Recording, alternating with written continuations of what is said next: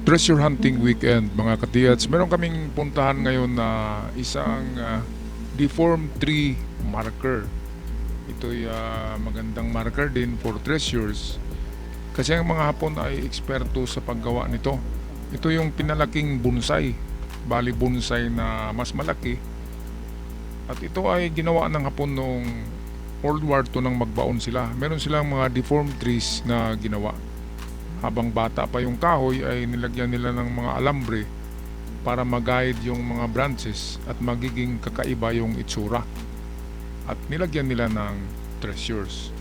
Kaya isa ito sa mga markers na ginagamit ng Hapon maliban sa mga bato, ay meron ding century-old deformed trees.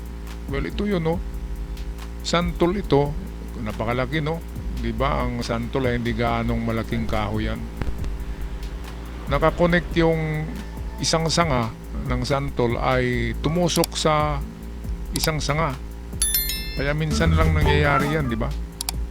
Ano yan, one of a thousand or 1 in a million case na tutusok ang sanga ng kahoy sa sariling sanga niya, di ba?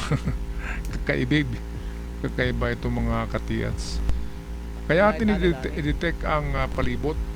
Meron na akong na-vlog noon ito na kung napanood nyo yung doon din sa malayo na lugar sa amin, may pinuntahan kami, deform santol tree din at century santol old tree.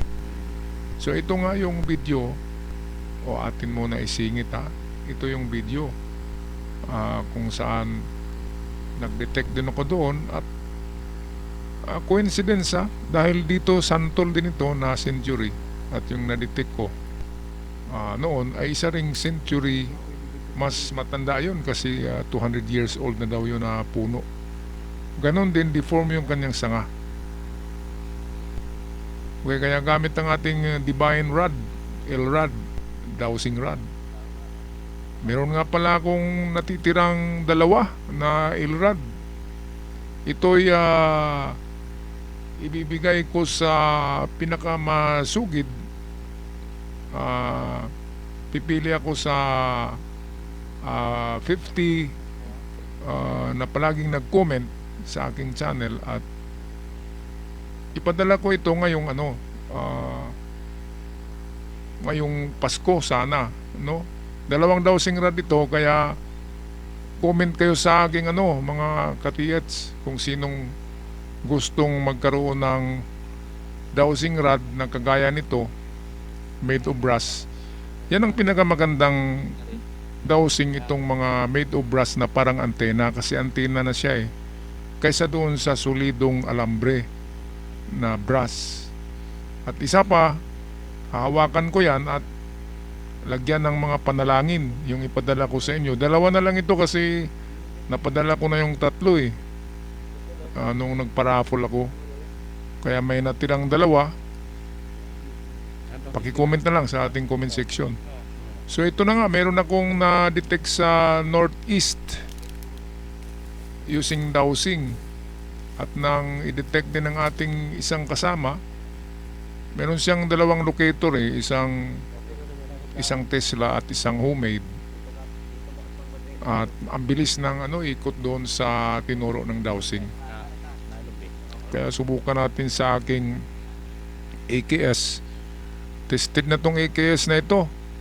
Nakahanap na ito ng medium deposit, pero iba yung nag-operate, hindi ako. Kaya wala sa akin, di ba? Nakalocate na ito, believe din ako dito na AKS. Hindi yan basta-basta iikot ng mabilis kung wala talagang yung malaking laman.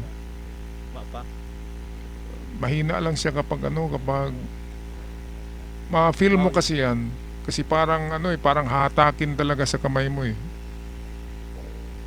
ayun, mahina siya, pero at least gumalaw siya diyan sa pagdaan natin,